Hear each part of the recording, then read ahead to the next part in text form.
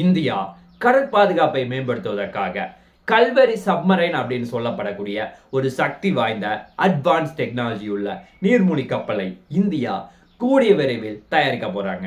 அதை பத்தி தான் டீட்டெயிலா இந்த பதிவில் பார்க்க போறோம். அது மட்டும் இல்லாம இந்தியா காஷ்மீரில் நடக்கும் ஸ்னைப்பர் அட்டாக்கை சமாளிப்பதற்காக புதிய ஆர்மர்ட் வெஹிக்கிளை இந்திய ராணுவத்தினர் வாங்க பிளான் செய்திருக்காங்க. அதை பத்தி தான் டீட்டெயிலா இந்த பதிவில் பார்க்க போறோம். அது மட்டும் இல்லாம இந்தியாவினுடைய விமானப்படையினர் பிட்ச் பிளாக் 2024 அப்படின்னு சொல்லப்படக்கூடிய ஒரு முக்கியமான விமான பயிற்சியை கலந்து கொள்ள ஆஸ்திரேலியாவுக்கு சென்றிருக்கின்றனர். அதை பற்றி தான் டீட்டெயிலாக இந்த பதிவில் பார்க்க போகிறோம். வணக்கம் நண்பர்களே, welcome to Goldwell official channel. வாங்க ஸ்ட்ரைட்டாக டாபிக்ல போகலாம். ஃபர்ஸ்ட், இந்தியா எதிரிகளை சமாளிப்பதற்காகவும் எல்லைகளை பாதுகாப்பதற்காகவும் கல்வரி அப்படின்னு சொல்லப்படக்கூடிய ஒரு சக்தி வாய்ந்த நீர்மூழ்கி கப்பலை தயாரிக்க இந்தியா ஒரு முக்கியமான முடிவு எடுத்திருக்காங்க. ஆக்சுவலா இந்த பிளான்ல 3 நீர்மூழ்கி கப்பலை தயாரிக்க முடிவு எடுத்திருக்காங்க. இதை இந்தியாவினுடைய மெகசான் டாக்ஸ் அப்படின்னு சொல்லப்படக்கூடிய அந்த நிறுவனம் தான் தயாரிக்க போவதாக சொல்லியிருக்காங்க. ஆல்ரெடி மெகசான் டாக்ஸ் நிறுவனம் ப்ராஜெக்ட் 75I அப்படின்னு சொல்லப்படக்கூடிய அந்த திட்டத்தில் 6 நீர்மூழ்கி கப்பலை தயாரித்திருப்பது குறிப்பிடத்தக்கது. அதுவும் கல்வரி அப்படின்னு சொல்லப்படக்கூடிய அந்த சப்மரைனை தயாரித்திருப்பது குறிப்பிடத்தக்கது. ஆக்சுவலா அதுக்கு இதுக்கு என்ன வித்தியாசம்னா, இது அடுத்த தலைமுறை உள்ள அட்வான்ஸ் டெக்னாலஜி உள்ள நீர்மூழ்கி கப்பலா இருக்க போகுது. அது மட்டும் இல்லாம அதனுடைய லென்த்தும் கிட்டத்தட்ட 10 மீட்டர் அதிகமாக இருக்க போவதாக சொல்லியிருக்காங்க. அது மட்டும் இல்லாம இதனுடைய ப்ரப்பல்சன் சிஸ்டம் ரொம்ப அட்வான்ஸ் டெக்னாலஜியா இருக்க போகுது.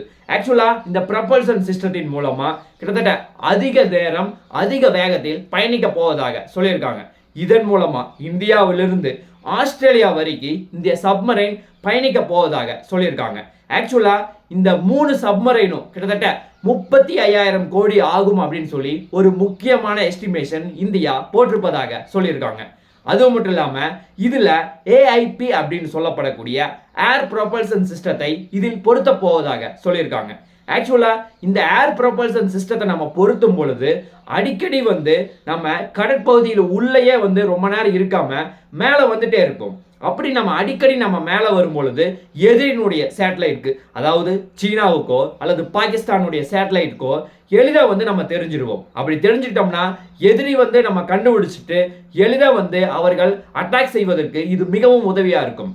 பட் இந்த ஏர் ப்ரொபல்சன் சிஸ்டத்தின் மூலமா நம்ம சக்தியின் மூலமா ரொம்ப நேரம் நம்ம ரீசார்ஜ் செஞ்சு நம்ம கடலுக்கடியே நம்ம இருந்துட்டோம்னா, அதாவது 2 to 3 வாரம் தொடர்ந்து கடலுக்கடி இருக்கக்கூடிய சக்தி இதில் இருப்பதாக சொல்லப்படுகிறது. அதனால இந்த சிஸ்டத்தையும் உள்ள கொண்டு வர ஒரு முக்கியமான பிளானை போட்டிருக்காங்க. அது மட்டும் இல்லாம இதனுடைய பேட்டரி லித்தியம் அயன் அப்படின்னு சொல்லப்படக்கூடிய ஒரு சக்தி வாய்ந்த பேட்டரியை பொறுத்த பிளான் செஞ்சிருக்காங்க. ஆக்சுவலா இந்த பேட்டரி மூலமா ரீசார்ஜ் ரொம்ப வேகமா செயல்படக்கூடிய சக்தி இதில் இருப்பதாக சொல்லப்படுகிறது. அது மட்டும் இல்லாம இந்தியாவுடைய பிளான் படி இந்த ப்ராஜெக்ட் 60% இந்தியா தான் தயாரிக்க வேண்டும், பேலன்ஸ் 40% வெளிநாட்டு கம்பெனி உள்ள வந்தா பரவாயில்ல அப்படிங்கிற ஒரு முக்கியமான டிஸ்கஷன் எடுத்திருக்காங்க. அது மட்டும் இல்லாம முதற்கட்டமாக 6 நீர்மூழ்கி கப்பலை ப்ராஜெக்ட் 75I அப்படிங்கிற திட்டத்தின் மூலமா 2015 இந்த ஸ்கீம் ஸ்டார்ட் ஆச்சு. 2015 தயாரிக்கப்பட்டு 2023க்குள்ள 6 நீர்மூழ்கி கப்பல்கள் தயாரிக்கப்பட்டு இந்தியாவினுடைய பயன்பாட்டுக்கு கொடுத்திருப்பது குறிப்பிடத்தக்கது. இப்பொழுது மெகசான் டாக்ஸ் நிறுவனம் அடுத்து இந்த ப்ராஜெக்டை ஆரம்பிச்சோம்னா இன்னும் 6 வருஷத்துல இந்தியாவினுடைய டெலிவரிக்கு கொடுக்கப்படும் அப்படின்னு சொல்லி அறிவிக்கப்பட்டிருக்கு. இது இந்தியாவினுடைய பாதுகாப்பை பல மடங்கு அதிகரிக்கும் அப்படின்னு சொல்லி எதிர்பார்க்கப்படுகிறது.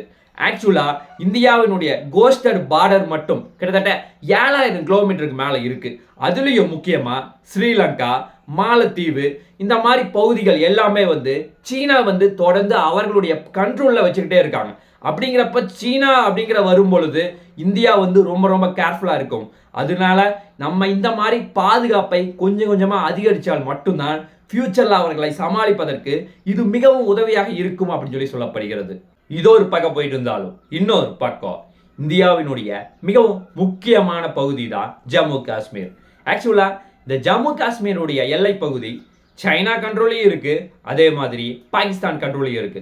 இதனால அடிக்கடி ஸ்னைப்பர் அட்டாக், பதுங்கு குழியிலிருந்து அட்டாக் பண்றது, இந்த மாதிரி தொடர்ந்து அதிகரிச்சுட்டு இருக்கு. அதனால இந்தியா 2021 ஒரு முக்கியமான ஆர்டரை மகேந்திரா டிஃபென்ஸ் நிறுவனத்திடம் ஒரு முக்கியமான ஆர்டர் கொடுக்குறாங்க.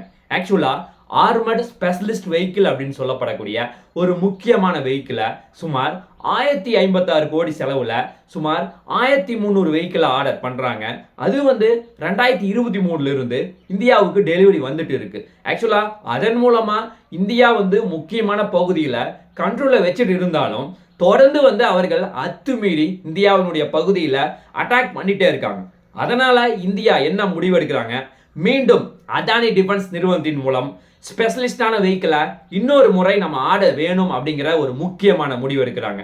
ஆக்சுவலா இந்த வெஹிக்கிள் மூலமா எதிரி எந்த இடத்துல இருந்தாலும் ரோந்து பணி மூலமா இதன் மூலமாக கண்காணிப்பதற்கு இது மிகவும் உதவியாக இருக்கும் அப்படின்னு சொல்லப்படுகிறது.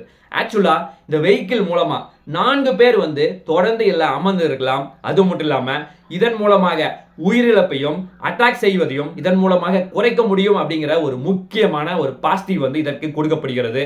அது மட்டும் இல்லாம இதுல 400 கிலோ எரிபொருளையும் அதே மாதிரியே ஆயுதத்தையும் சுமந்து செல்லக்கூடிய சக்தி இதில் இருப்பதாக சொல்லப்படுகிறது. ஆக்சுவலா இந்த வெஹிக்கிள் கரடுமுரடான அனைத்து பகுதிகளிலும் செல்லக்கூடிய வசதி இதில் இருப்பதாக சொல்லப்படுகிறது. ஆக்சுவலா நார்மலா நம்ம என்ன முடிவெடுப்போம், ஒரு மிலிட்டரியே ஒரு இடத்துல இருக்காங்கன்னா அந்த இடத்துல சரியான சமதளமான பகுதியில் இருந்து மட்டும்தான் அவர்கள் எதிரியை கண்காணிக்க முடியும். பட் கரடுமுரடான பகுதியிலிருந்து அவர்களை கண்காணிக்க முடியாது. அந்த மாதிரி பகுதிகளில் இது சென்று போய் எதிரிகளை கண்காணிப்பதற்கு இது மிகவும் உதவியாக இருக்கும் அப்படின்னு சொல்லப்படுகிறது. அது மட்டும் இல்லாமல் இது எதிரி அட்டாக் பண்ணாலும் சேஃப்டியா இருக்கிறதுக்கு இந்த வெஹிக்கிள் மிகவும் உதவியாக இருக்கும் அப்படின்னு சொல்லப்படுகிறது. இதன் மூலமாக இந்தியாவினுடைய உயிரிழப்பை குறைப்பதற்கு இது மிகவும் உதவியாக இருக்கும் அப்படின்னு சொல்லப்படுகிறது. இது இந்தியாவுக்கு ஒரு மிகப்பெரிய பாசிவாக பார்க்கப்படுகிறது. இது ஒரு பக்கம் போயிட்டு இருந்தாலும் இன்னொரு பக்கம் இந்தியா பிட்ச் பிளாக் 2024 அப்படின்னு சொல்லப்படக்கூடிய ஒரு முக்கியமான விமான பயிற்சியை ஆஸ்திரேலியாவில் நடத்த போறாங்க. ஆக்சுவலா இதற்காக இந்தியாவினுடைய 150 இந்தியன் ஏர்ஃபோர்ஸ் வீரர்கள் ஆஸ்திரேலியா சென்றிருக்காங்க. ஆக்சுவலா இது ஆஸ்திரேலியாவுடைய ஏர்ஃபோர்ஸில் நடக்க போகிறது. ஆக்சுவலா இதற்காக கிட்டத்தட்ட 20 நாடுகள் பங்கேற்க போறாங்க. கிட்டத்தட்ட 4500 வீரர்கள் பங்கேற்க போறாங்க.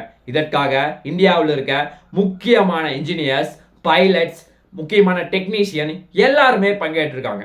இதற்காக இந்தியாவின் சார்பில் சுகாய் Su-30 MKI அப்படின்னு சொல்லப்படக்கூடிய ஒரு முக்கியமான விமானமும் இதில் பங்கேற்றிருப்பதாக சொல்லப்படுகிறது. ஆக்சுவலா இது ஆளை இல்லாம இருட்டு பகுதியில் மட்டும்தான் இந்த பயிற்சி நடக்க போகுது. அது மட்டும் இல்லாம இந்த பயிற்சியை ராஃப் அப்படின்னு சொல்லப்படக்கூடிய ஒரு முக்கியமான நிறுவனம் தான் நடத்தி வருவது குறிப்பிடத்தக்கது. ஆக்சுவலா இந்த பயிற்சி 2 வருஷத்துக்கு ஒரு முறை மட்டும்தான் நடக்க போகிறது. ஆக்சுவலா இந்தியாவுக்காக சுகாய் Su-30 இந்த போர் விமானத்துக்கு எந்த விமானம் ஹெல்ப் செய்ய போகுதுன்னா C-17 குளோப் மாஸ்டர் அப்படின்னு சொல்லப்படக்கூடிய அந்த விமானமும் அதே மாதிரியே IL-78 அப்படின்னு சொல்லப்படக்கூடிய எரிபொருள் நிரப்பும் விமானம், இந்த 2 விமானமும் சேர்ந்துதான் இந்தியாவினுடைய Su-30 MKI விமானத்துடன் சேர்ந்து மிகப்பெரிய பயிற்சியை முதற்கட்டமாக நடத்த போறாங்க. அது மட்டும் இல்லாம அமெரிக்காவினுடைய 5ஆம் தலைமுறை போர் விமானமான F-22, F-35, F-18, F-15, Typhoon, gripper அப்படின்னு சொல்லப்படக்கூடிய பல்வேறு போர் விமானத்துடன் இந்தியாவினுடைய சுகாய் Su-30 போர் விமானம் ஒரு மிகப்பெரிய பயிற்சியை நடக்க போறாங்க. ஆக்சுவலா இது கிட்டத்தட்ட 20 to 25 நாட்கள் நடக்கும் அப்படின்னு எதிர்பார்க்கப்படுகிறது. ஆக்சுவலா இதன் மூலமாக வருங்காலத்தில் சீனா மற்றும் பாகிஸ்தான் போன்ற பல்வேறு நாடுகளினுடைய போர் அப்படிங்கிற பிரச்சனை வரும் பொழுது இந்த பயிற்சி மிகவும் உதவியாக இருக்கும் அப்படின்னு சொல்லப்படுகிறது. ஆல்ரெடி இந்தியா ரீசன்ட் டைம்ல ரெட் பிளாக் அப்படின்னு சொல்லப்படக்கூடிய ஒரு முக்கியமான பயிற்சி அமெரிக்காவில் நடந்தது. அதை இந்தியா போய் பயிற்சி மேற்கொண்டு வந்தது குறிப்பிடத்தக்கது. இந்தியா இந்த மாதிரி உலகத்தில் இருக்க ஒவ்வொரு நாட்டுடன் பயிற்சி மேற்கொள்ளும் பொழுது வருங்காலத்தில் இது மிகவும் உதவியாக இருக்கும் அப்படின்னு சொல்லப்படுகிறது.